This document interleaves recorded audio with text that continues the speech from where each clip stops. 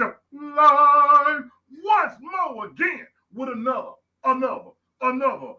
You better put your glasses on so you can see episode of my Worthless 2 cents, where your approval is not needed. Yes. Oh, look at him. Look at him.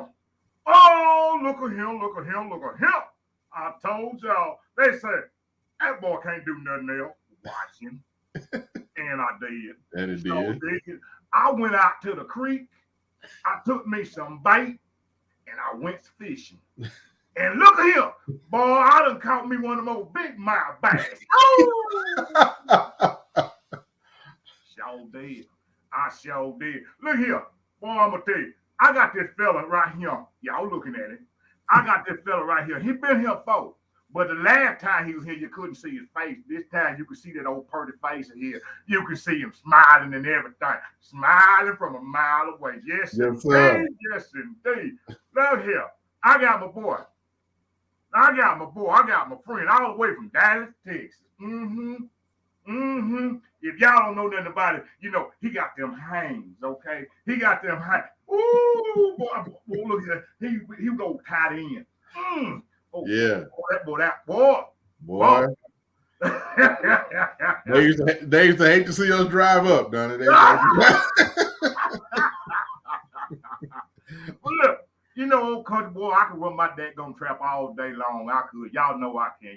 I know y'all get tired of hearing me talk. That's why I've been having these folks on here. Because they told me from the corporate office, ain't no corporate office, but they told me from the corporate office, they said, boy, folks get tired of hearing you talk.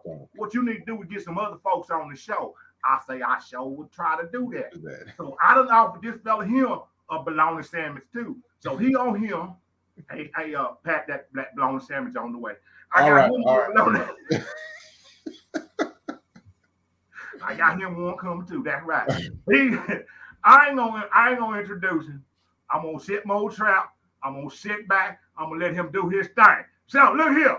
Sit back, relax, put on your headgear. Oh, Patrick LeBlanc, put something in their ear. Oh my goodness, Donnie Lewis, my brother, man. Look, I am humbled and honored to sit with you on the. I just said, man, I don't know why you call it your Worthless 2 cents, because man, you doing the doggone thing, and I just give God glory for you, man. I think back to our days at, you know, around the flagpole, walking in the gym, walking in the dressing room, then Grambling, man, it just some lifelong friendships that were forged right there in that little bit of small town that a lot of people don't know about. So, brother, I'm just excited about you, and again, you honor me from having me on your show. It's that man right there, brother. Yes, sir. Yes, that sir. Man right there. He gets all the glory. Yeah. Well, look at you, Pat. You know what to do, buddy. They done told me to shut up. So look. Well, I mean, I'm here really, you guys, to just talk about something that's really very dear to my heart, simply because it's something that I think we can do something about as Black people, specifically African American men, and that's making sure we take better care of our mental health. A lot of times it's stuff that we don't want to talk about. You know, we all knew that person when we were growing up. You know, we know Uncle Joe got some issues. You know, he in the room back there, he in the corner back there. Don't say nothing. You know, we knew all that growing up. But I think now we're past that point of just staying silent. You know, the Bible tells us all the time, the word is true, that we perish because of the lack of knowledge.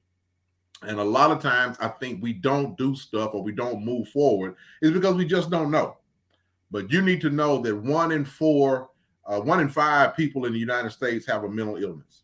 1 in 4 child and adolescents have not diagnosed mental illness. And here's the thing that's really shocking, why this is just so timely, is that between 2019 and 2020, here in Dallas, there was a 6% increase in death by suicide among Black men. Wow. 6%. No other demographic increased, only Black and brown men. The highest peak was ages 20 to 29. Wow. We are losing our next generation of Black men. So that's why I'm thankful for you for this platform, for me to be able to share what's on my heart, because I think it's something we can do.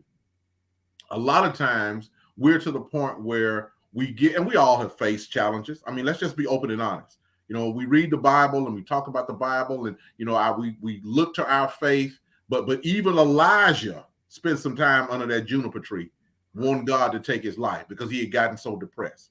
So the message that we need to kind of, I guess, share and get with people is it's okay not to be okay. Yeah. Donnie, how many times have you been asked that question? You good, man? And you believe that or it may be just out of habit. Man, I'm good. Man, I'm doing all right. But when the reality comes, no, you're not. You having a terrible day. Right. I don't want the FCC to but you're having a terrible day. And we believe that we just have to say that. The other thing is, the person that's asking me that, Donnie, do they really want to know? Right. Do you really want me to unload all this stuff I'm going through? I mean, but we have a thing with our foundation. I started a foundation. We'll be 4 years old in October. The name of the foundation is Bridging the Gap Foundation. And that's what we want to do. We want to bridge that gap and get people access to quality mental health services. And one of the things that we do when we're talking to people, we have a model that we ask twice. I'll ask Donnie, how you doing? And he'll say, oh, Pat, I'm doing good. We're going into conversation. In the middle of the conversation, I'll say, okay, now tell me how you're really doing. Right. We're going to make sure we ask twice. But the foundation is geared to make sure that after we talk and you say, okay, Donnie, hey, man, Patrick, I want to go. But you know what? I don't know a good therapist. I don't trust white folk. I don't want to sit down and tell these people all my business. And then the biggest barrier is, man, I can't afford it. I just can't. So that's where we bridge the gap. We will pay for you to go and get 10 sessions. We'll pay for that. We'll pay for you to do that. We have therapists that are contracted with us, that we have vetted, culturally competent, African Americans, Hispanics, men, women, that you can go to. You want bilingual translation, you want it in Spanish, that's fine. You want an African American male, we got it. You need somebody to talk to your 16-year-old daughter, we got it. And again, trying to just get us to not sit there in silence or suffer in silence simply because of phobias, stigmas, and things that are just not true. And so we do that every second Saturday. This past Saturday, we just had a group of men that get together on the phone, setting sort of like this. And man, it's just called Let's Talk. We want to deconstruct the stigmas associated with mental health. And you hear these brothers, you got common Joes to doctors to professionals to bankers to pastors that's talking about their struggle with mental health and just looking for another brother. You and I done talked about this, to have another brother, somebody that you can go to just let you know, and there's nothing wrong with that. I mean, a man needs a man. We all need somebody we can go to and lean to. And so these brothers get together and we share, and we always have a psychiatrist and a therapist on the phone call, just in case there comes up some subjects that involve some clinical aspects. Right. They are right there to address it right there and then. And so, man, we talked about this suicide thing Saturday, and man, I'm here to tell you, it was powerful. It was powerful, and it got so powerful that one of the pastors on the call, his son, coming up on 1 year anniversary, died by suicide. Wow. Pastor's son went into a storage building. They got him on camera going in the storage building, and he never came out. And they couldn't find him. They reviewed the footage, went in there, and he's hanging inside the storage unit. Wow. Yeah. So the big thing, Donnie, that I've been wrestling with is black folks saying this is stuff white folks do. But when you hear a story like that, and I'm in this meeting, they're talking about this 6% increase in statistics here in Dallas. You can't say that to me. Right. You can't say that to me. And so it is, man, it is something that I think we need to, and I have my own personal reasons. And brother, I think I've shared, I don't mind sharing with the people. And that's why I think it's such a need. It's because I've struggled with mental health. I'm diagnosed depressed with depression, but I look over here at this wall, and this one right here say Masters in Christian Education from Southwestern Baptist Theological Seminary.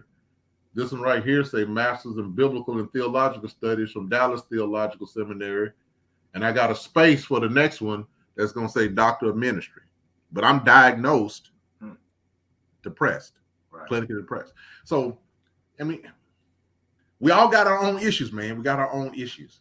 And so our big thing is let's talk about it. Let's see what we can do to change the narrative in our community. Right. Most importantly, so we can save some of our young brothers' life. Right. And when you say that, man, and I'll tell you my personal, I said this on another show, man. It's about a week ago. For me personally, man, this didn't matter about nothing, the broadcast and this, that, and the other. I woke up that morning. I'm telling you, I got up that morning, man, and it was like this load. It was like this load that was on me. And I was almost, to the point of just crying, like, man, and here was the crazy thoughts that was running through my head. Like, okay, all right, well, are you doing good? Are you out there? Is this thing really working? Or who you think you are? And all of those things. And then the other thing that hit me was so where you gonna go? Who you gonna talk to? Yeah.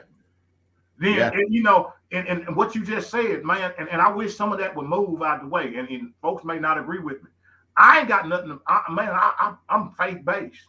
Yeah. I love the Lord. Yeah. With all my heart. Right. But guess what? Every once in a while, I don't hear a brother or sister or somebody. Okay. I love the Lord. No, I ain't finna sit up here and say don't pray about it. But can I?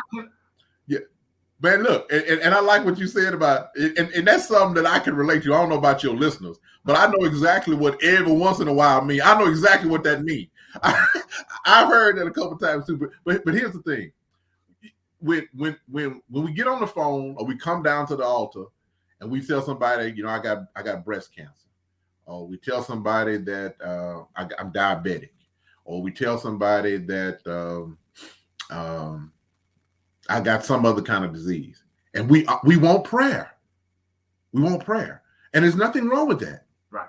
But why won't we do the same thing when we have a mental health issue? Right. We are reluctant to ask people to pray for us for that. And man, and that's one reason. Again, our spirits are connected because we connect. Our small spirits are connected to the big spirit, and we can say that. I am secure in my faith. I know where I'm going to be, but that does not make me immune to depression, to anxiety, to stress, just because of the fact that I profess myself as the son of the Most High God. Right. So, brother, it's good for people to acknowledge that. And we go to, whatever betides you, take it to the Lord in prayer. So why not add mental health or mental illness to that as well? Yes. Yeah. And man, and I'll say this. Folks might get mad again, but this is my show. I say I won't say. You ain't got to hear me if you don't want to. I don't care. I'm going to keep on doing it. Look here. I get so tired of people hiding behind that. Well, men ain't supposed to be like that. Well, you a man. Stand up. What? Take it like a man. All this BS that has caused us to become behind this wall, behind the veil, behind that. And I call it the mask syndrome. We've been behind the daggone mask for so long that now it's like, oh Lord. Now that becomes your new normal. And it ain't normal. It ain't normal. And I'm glad you said that, because I was that guy. And I was, you know me. Some people know me. Man, when I left Grambling, I was this, I was that. I thought I was anyway, and I'm this big guy. I'm playing football, 250, 60 pounds, this big. That's right. I ain't supposed to cry. Bow yourself up, bow your neck, take it like a man, toughen, pull yourself up and all this kind of stuff. But then I'm laying over at the hospital in Baylor with nitroglycerin under my tongue because my blood pressure about to explode. Mm-hmm. Because I'm holding all that in. I'm trying to be the man. I'm trying to be so strong. You know, and people don't understand that you show your strength by being able to confess your weaknesses. Yes, yes. That's a sign of being strong, that I can confess these weaknesses. And so, man, I love it what you said about mask, because that's what we do. That's what I was doing, man. I'm hiding behind this mask. I'm supposed to be this man of God. I'm going to school to get my master's degree from seminary. But, man, I got all this stuff. And next, I'm telling you, man, when they said they're going to put some nitroglycerin under my tongue, Lewis, I'm like, whoa, where did you practice? I mean, I had never heard of this, but that was the only way they were going to bring my pressure down. So I'm wearing this mask. So we just had this masquerade gala. Oh, man, it was off the chain. And that's exactly what we did. We wanted to unmask mental health stigmas. You know, so being from Louisiana, you know, we had the Mardi Gras theme going. People walking in with their Mardi Gras masks, man. We had the Zydeco music. We had it all going. But the bottom line at the end, at the point in the event, it's time for us to unmask this stigma. Let's take these things off, because that's what we try to do. I want to hide behind this mask. I want to hide behind this pastor. I want to hide behind, you know, this guy with multiple degrees. I want to hide behind this professional. Man, there are times when I struggle. So I think man, I love it that you brought that up. And again, that's just how our spirits are connected, because we just did that February 25th.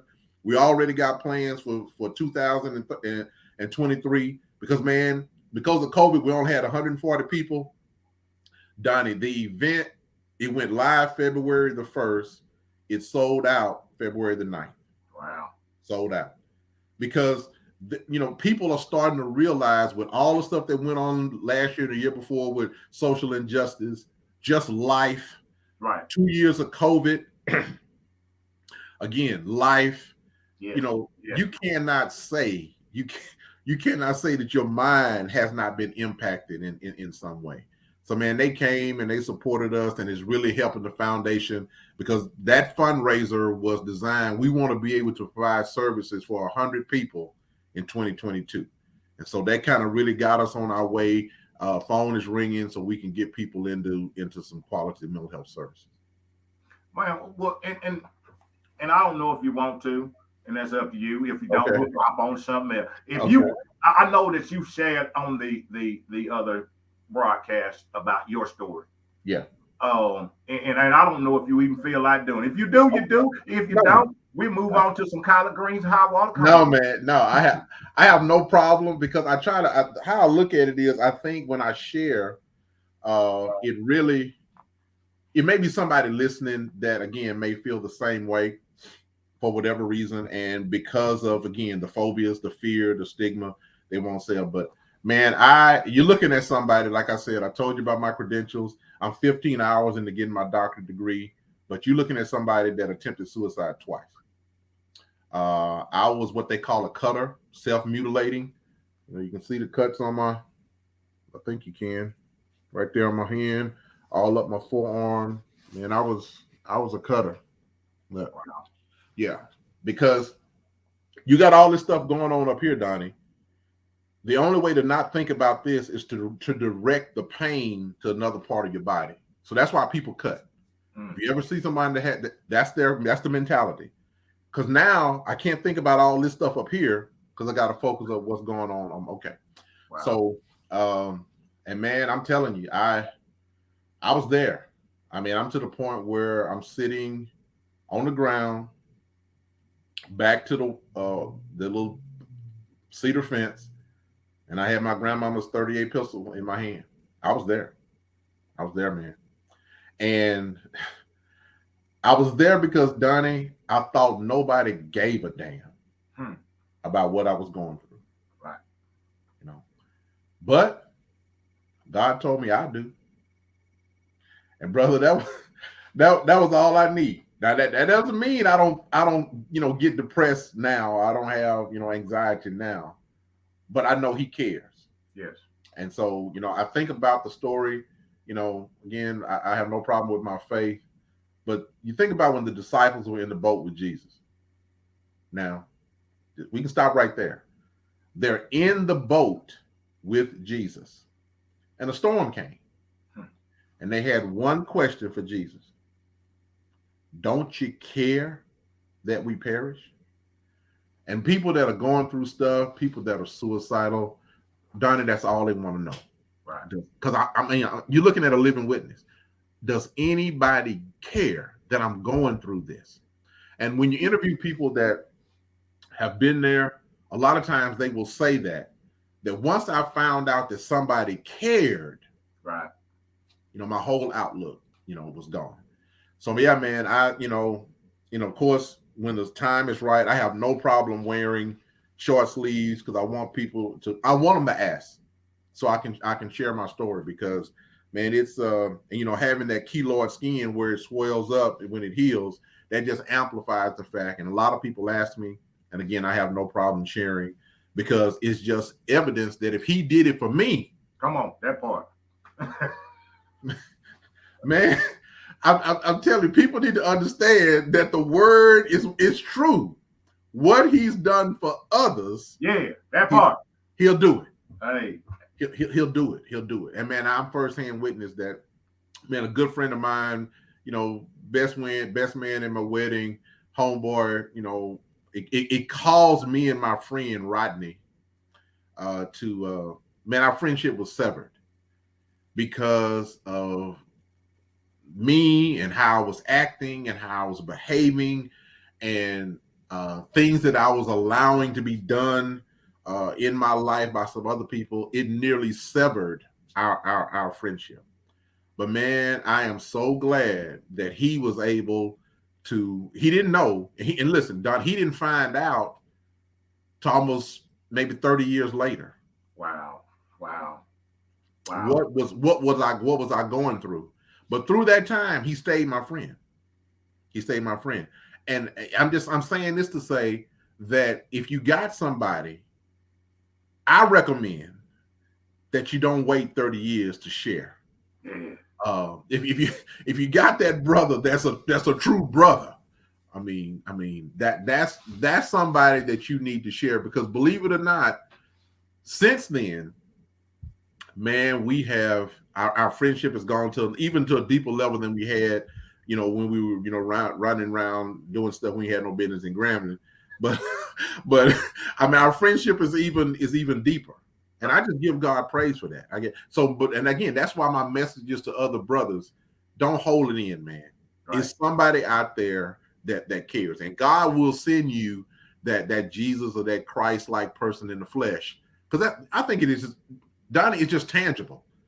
We know God cares and we give him praise, but sometimes we just need to have somebody we can, yeah. Okay. All right, you know what? I'm gonna tell you what I tell them. They can get mad at me, but I tell them this. I know that God ain't finna come down from heaven just for this old country boy right here. I know he ain't gonna be like, oh, let me get up and go see what he wants. But what I do know is that what he will do is he will use a vessel and pour into a vessel for me here. Yeah. And sometimes we miss that, sitting around talking about he gonna come. No, yeah. He's not. What he's gonna do. I sure wish he'd hurry up. Now, folks get mad again, yeah. But I'm just gonna speak my worthless 2 cents. Okay. And that's just it. And look, he done already sent the person, and because you waiting on something else, and God said, well, I sent what are you waiting on? Absolutely, man. That go bridging the gap right there. No, but I'm waiting on something else. Listen, man. And that's where it was. It's in the book of Ezekiel, I think around chapter 31. But God said to Ezekiel, I was looking for a man to stand in the gap so that I would not destroy the people. And I found none. So, brother, every opportunity you have to stand in the gap, do it. To the audience, if you have an opportunity to stand in the gap, do it. Yeah. God has sent you there for a divine purpose. Don't ignore what he's doing. Step out on faith and let him use you. Let him use you for his glory. Right, that's factual. And my phrasing about this thing is that we're all on this journey together. Yeah.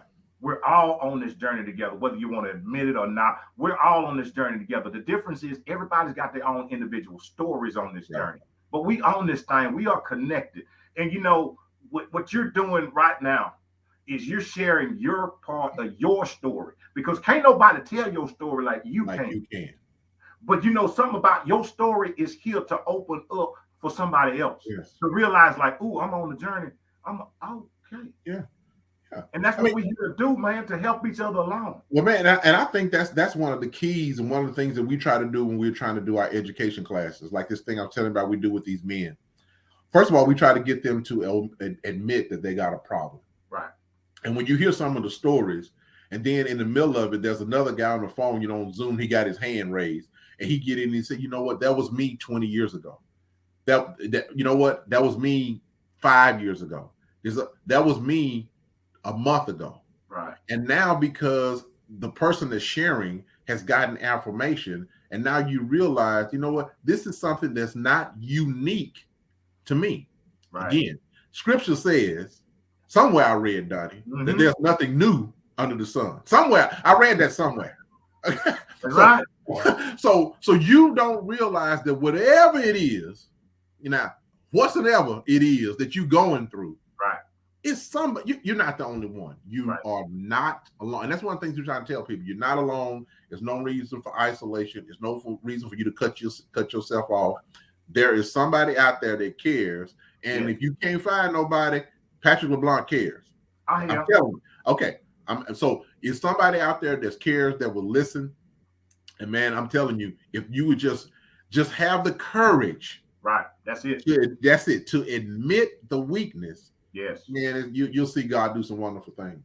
And that, and removing that stigma that you have to be strong, that you have to handle this by yourself. Let me tell you, I say this, man, and people, again, folk always get mad at me. They get mad about everything. I don't really care. People say, and I truly believe this, God will not put more on you than you can bear. Now, that don't mean if you go over there and pick up something on your own and then you asking him why it's on you. He didn't tell you to pick it up. I didn't tell you to do that. Yeah. We have to be within his will. We have to be in his will. I mean, but here's another thing to that. You're right. He's not gonna, and I'm gonna share this. I got a close family member that has a child that's struggling with some stuff, and she always asks, "Why me? Why me?" And my response to her was, because God knew you and him could handle it. Yes. You and him could handle it. Okay, so, but you're right. But now, let's say I go over here and I get into something that I know I ain't got no business into this. Now, does that mean that God will not intercede? Not necessarily. Right. Because my thing is, again, let's stay in the Bible. I think that's a good place. When Peter started walking on the water, he was fine, as long as he kept his eye on Jesus. That's it. But the minute he took his eyes off Jesus, he started sinking. Mm-hmm. But in the middle of his sinking, what did he holler? Lord, save me. Right.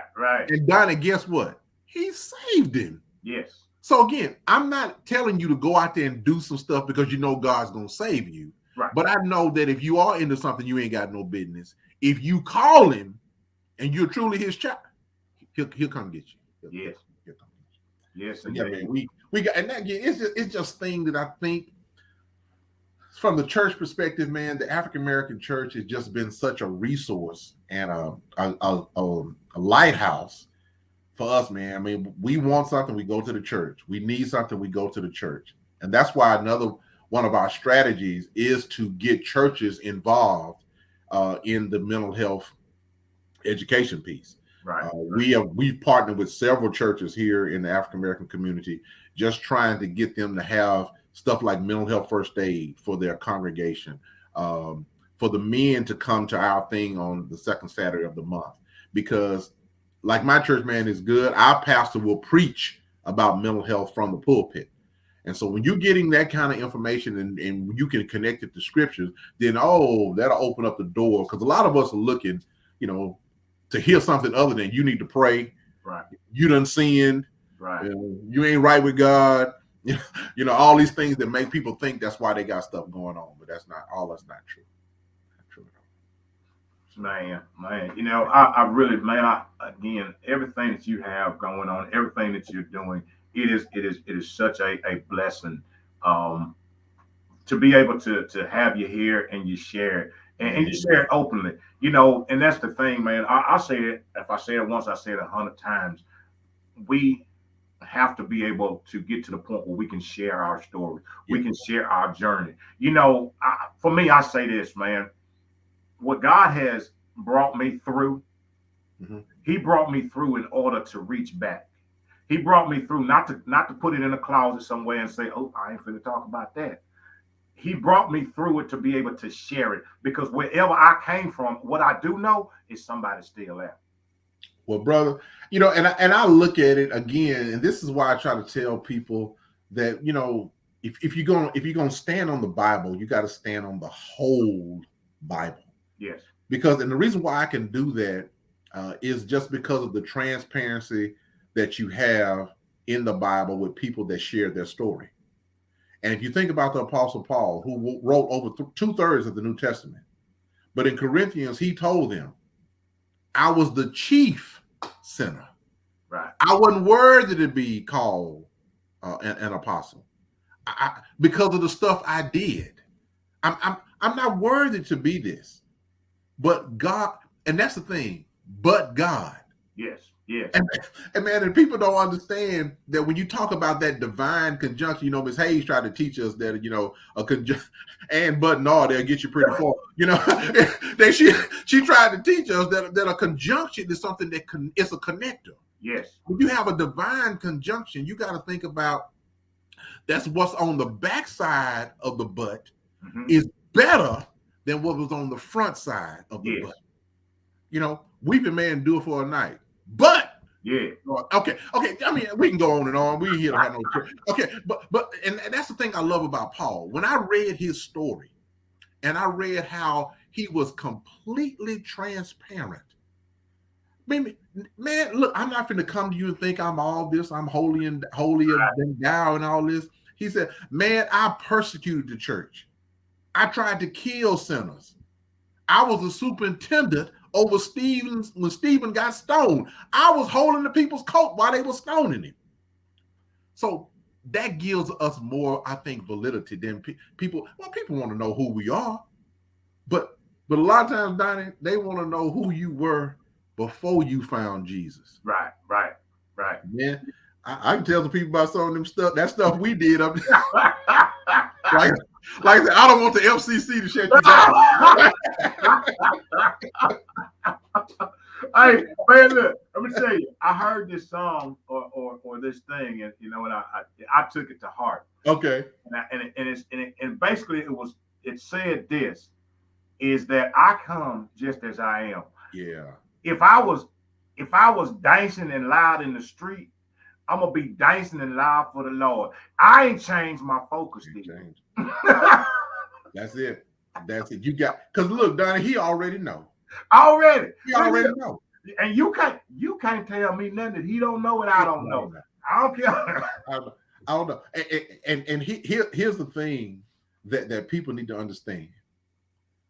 When you take all your clothes, you getting out the shower, and you standing in front of that mirror naked, that's how God sees you. Yes. He doesn't see you with the 3-piece suit on and the 4-button suit and the alligator shoes. And, you know, my pastor used to say, you know, purse with high heel shoes and a bag to match. I mean, you know, he don't see all that. Right. He sees the nakedness of who we are. Yeah. And we have to understand that. So why we try to put back to what you said about putting on the mask? When we try to put on this camouflage for people, right? That's what makes it more difficult, and that creates more anxiety and more stress. Because I got to keep this front up. But when you can just be transparent and you can just be naked in front of people, right? And they look, this is Donnie Lewis. This is what you gonna get. Look, and if you don't like it, I love you, but this is what you're gonna get. Is it? Look here, what's that thing you trying to put on for folks that don't even care about you? Don't even care about you. Man, look, I heard a man say the other day when they talking about banning all these books and stuff in the library. This man said, "Why are you banning them? If you don't want to read the book, don't check it out. don't check the book. You know, that's how you do that. Don't check it out." Yeah, man. You know, and when we get to that, you know, and that's a great place to be. You know, in life where, man, look, I ain't here to impress nobody. I'm here for one man and one man only. About this other stuff and trying to impress this person and that. These folks, look, they on the most stressed than I am, and I'm trying to impress them. Right. And the thing about it is, when we do that, I think we lessen, or we rob God of the glory that is due. Yes. When he shaped Donnie, form, fashion, he knew, and I'm gonna put this in Donnie. I'm not gonna put the same thing in Donnie that I'm gonna put in Patrick, that I'm gonna put in Rodney, that I'm gonna put in Cleveland. I got something special that I'm gonna put in Donnie. Yes, sir. Okay. And so then when we try to be, you know, what does Romans say? Conformed. Mm-hmm. Okay. Then now we've robbed God of the glory that possibly can come out through Donnie just being the Louisiana country boy. That's it, man. That's it. That's it. That is it. Man, look, I Pat, you know, again, man, I appreciate it. I do. I appreciate you coming back. Man, anytime I'm telling you, you know, that's one thing that, you know, my pastor told me that licensed ordained me to preach. He said, "Son, if they ask you to come back, then evidently you said something that was." So I appreciate you, man. I really do. And man, listen, let me encourage you. We had this conversation on the side, but I want to say it to your public. Man, keep on. This, man, every time I tune in, it's phenomenal what God is doing. I guess the name had its meaning whenever you thought of it, but it definitely ain't worthless. I tell you that. Hey, man, you know, I'll tell you this, man. I share this little bit with you before I give you your last 2 minutes, man. I was, you know, and I shared some things with you that and I said this, man, and I'll say this to anybody. Understand this thing, man. A stage and a platform does not prepare you. Yeah. It only exposes you. Yeah. It only exposes you. Man, I sit and I'm so humbled by the fact of the wonderful people that come and share, that you grace this place with your knowledge, with your wisdom, with your story. It is indeed an honor to help other people. Man, nobody knows how much that means to me for people to come here and try to help other people. Man, this thing for me is real. It is 100% real about sharing and trying to help people. Man, I know the muck and the mud that I came out of. Yeah. I know that. I know what God pulled me up out of. But you know what? I say, Lord, blossom. And that's what he's doing for my life. Right. And it ain't about this little thing right here. It's about the realness of it. Is that I moved out of the way and let his life. That's it. That's the difference. I've had to move me out the way. And man, and I'm so grateful for the opportunity to maybe somebody sow these seeds out there. Sow these seeds, man. Because we all need each other. Right. We all need each other. And I said this, and I guess it's gonna be my new motto. Okay. I'm gonna be a piece of string. And all I'm here to do is just use my piece of string to try to knit whatever I can together. I like it. I like it. You know, I like it. Well, bro, let me tell you something, man. Look, and I'm gonna leave with this. You just said some stuff, and again, it really just kind of emphasizes and just solidifies the fact that how the spirit is connected. Because, man, I was in my garden this weekend, and you know, I had planted some seeds, and you know, they coming up, but they should be further along than I'm thinking they should be. According to the almanac. Okay. But I learned you just put the seed in the ground. Mm-hmm. It's somebody else that's going to bring forth the fruit. Yes. And Donnie, he's going to bring it in his time. Yes. In his time. So man, and so then I went out there this morning. Now, I went Saturday. I ain't see nothing. I went this morning. The mustard greens are up. Okay. Okay. So, brother, let me, my words to you is just keep planting seeds. Just keep doing. Because man, I'm telling you, it's bearing fruit that you might not ever see. Right. Right. Grandmother told me, a wise man is the man that will plant a tree that he will never benefit from the shade. See? Okay. Yes, sir. So you may not ever see it, Donnie. You might not ever see it. But some people, somebody, somewhere out there, maybe not this show, maybe about the show 22, show 2023, but people are being blessed. People are blessed. And just because you don't get the text or the affirmation in the email, God is doing some wonderful things. And that's kind of how I had to look at us. Because, man, we started right before COVID, and then 2 years into COVID, we were, we could do a few stuff, but a lot of stuff we couldn't do because of isolation and Zoom, and you just can't really be effective.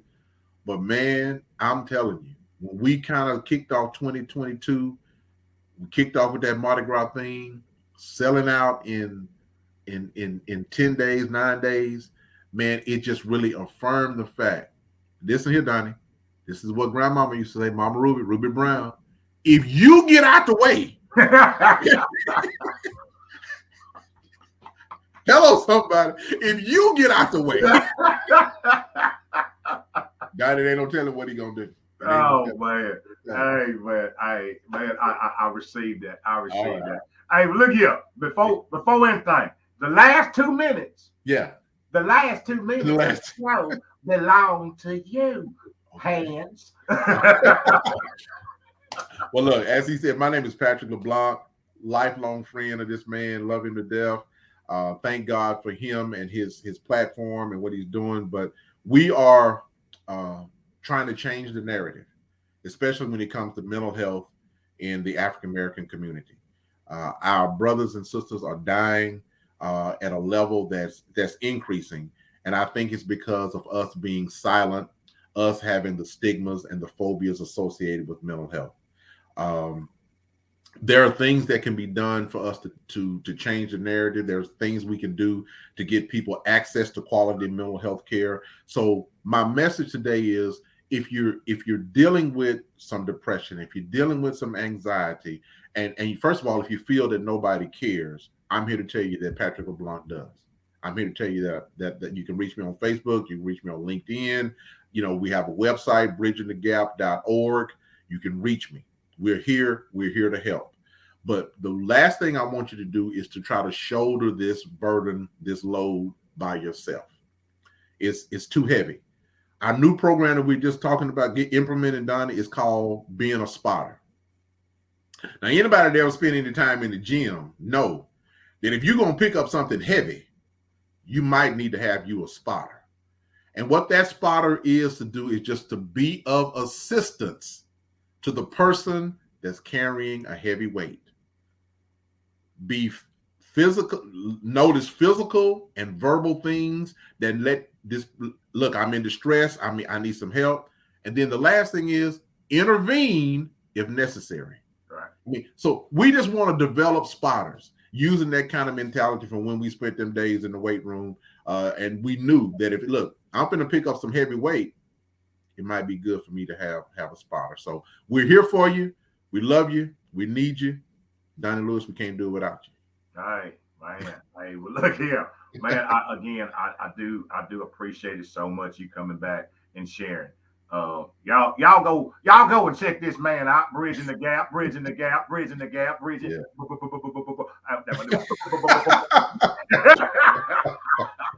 I love it. Bridging the gap. Patrick LeBlanc. There he is right there. Y'all check him out on Facebook. Y'all check him out on LinkedIn. Y'all check him out. What else you say? Facebook, LinkedIn. We got our own website. We got a website. They got their own website. Yeah, we got a website. And we got testimonies of men that have been in the treatment, and they can give you an honest opinion of what it's like. There's a video testimony on me there that I talk about this and other things that I went through with some people, radio personality. You'll be surprised. She went through the same thing. She's on that video with me. So yeah, we just trying to spread the word and change the narrative. Man. Look here, man. We sowing these seeds. We sowing Yes, sir. these seeds. We sow, Yeah. and I'm gonna be up there to get me some of them old grains. Come get some mustards, man. We got mustard, collard. We got it all, man. I don't need Tom Thumb. I don't need Kroger. We got it right here today. Oh, man, look here. I appreciate it. I do appreciate the time. I appreciate you stopping by the old table. Look, I tell y'all all the time. I tell y'all, when you come to the table, you're going to eat up in here. I got some chefs. They good. They be cooking, and they be bringing some stuff. You ain't going to never, ever, ever, ever leave this table hungry. I promise you that. Man. You ain't going to leave the table hungry. Now, what you will do is you be wanting to come back for the next meal. For the next, yeah. That's how we do it. That's how we do it here. That's how we do it. And that's how we're going to keep on doing it. Man, again, thank you. No, brother, thank you. I really appreciate it. To my people out there, you know, old country boy finna get on up out here because I know y'all tired of looking at me. So I'm going to say this, as I always say, I love you all unconditionally. There ain't nothing you can do about it. Y'all have a good one now, you hear? I love it.